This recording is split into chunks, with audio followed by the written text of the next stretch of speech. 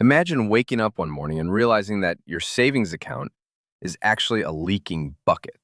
Most of us were taught that debt is a dangerous weight that pulls you down. We were told to work hard, save every penny, and stay out of debt at all costs. But while the average person spends their life trying to reach a zero balance, the wealthiest people on earth are doing the exact opposite. They're taking out massive loans, not because they are in trouble, but because they want to become even richer. This might sound like a recipe for disaster to anyone who values financial security. However, the world of the ultra-wealthy operates on a completely different set of rules than the ones we learned in school. In this conversation, we are going to pull back the curtain on a system that is hidden in plain sight.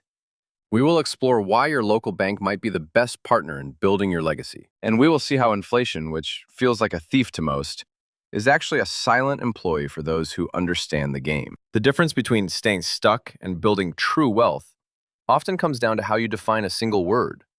That word is debt. To understand this, we must first look at the two very different faces of borrowing. Most people only ever see the first face, which we can call consumer debt. This is the money you borrow to buy things that lose value the moment you take them home. Think about the new car that smells great today, but is worth 20% less by next week. Think about the high-interest credit cards used for vacations or gadgets that are forgotten in a month. This type of debt is a trap because it requires you to trade your future time and labor to pay for a past pleasure. But there is a second face to debt, and this is the one the billionaires use as a weapon. This is asset debt or strategic leverage. Strategic leverage is borrowing money to acquire something that produces even more money.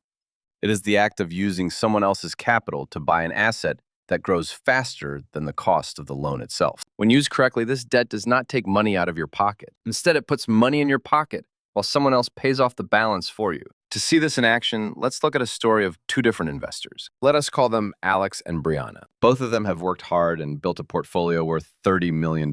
One day, they both realize they owe $3 million in taxes. Or perhaps they simply want $3 million to buy a new property. Alex does what most of us were taught is the responsible thing to do. He sells $3 million worth of his stocks to cover the cost. On paper, his problem is solved and he owes nothing to anyone. But look at what actually happened to his wealth. First, the government takes a huge cut of that sale in capital gains taxes. Second, his portfolio is now reduced to $27 million.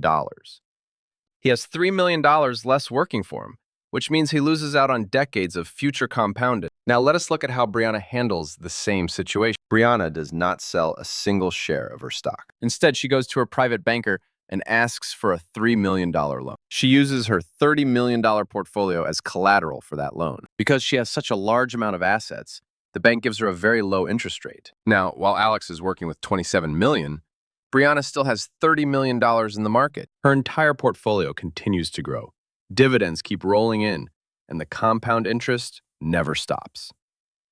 Over the next 10 years, that $3 million difference could turn into $6 or even $10 million in extra wealth for Briana. She effectively used the bank's money to keep her own money working at full capacity. This strategy is often called buy, borrow, and die. The wealthy buy assets that grow in value.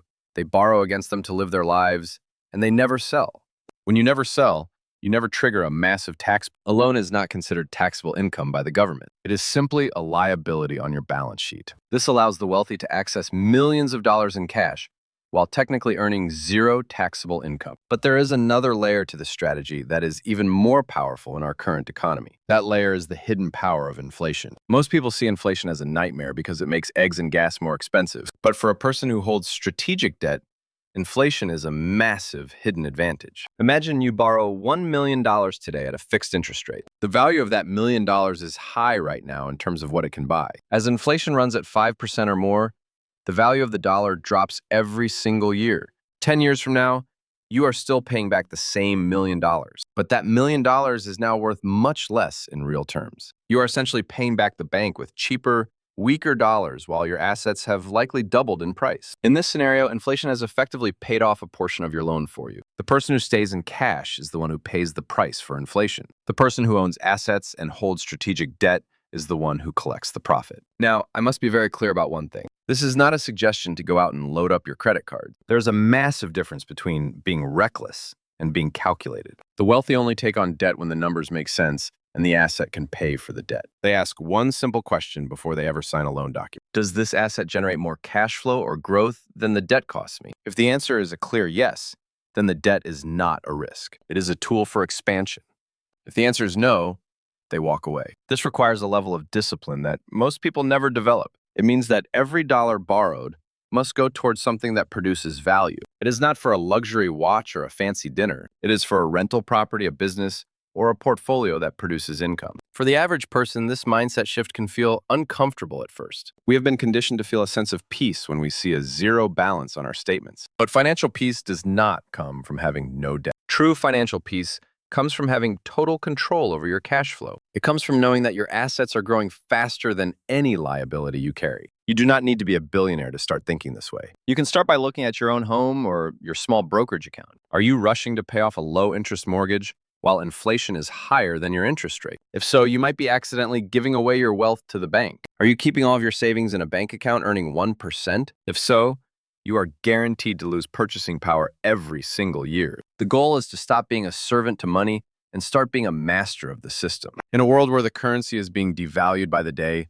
sitting still is the biggest risk of all. The wealthiest people understand that cash is a liability and well-managed debt is an asset. They understand that the tax code was written to reward those who create value and use leverage. By shifting your perspective, you can stop running on the treadmill of labor for income. You can start building a machine that grows even while you sleep. It is about moving from the mindset of an employee to the mindset of an owner. Owners do not fear the system because they understand how to use its gears to their advantage. They do not fear inflation because they own the things that inflation pushes higher. And they do not fear debt because they know how to turn it into a bridge to freedom. Take a moment to look at your own financial map. Ask yourself if you are playing to win or simply playing not to lose.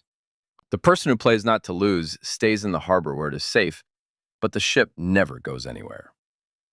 The person who plays to win understands that the deep water has risks, but it is also where the treasure is found.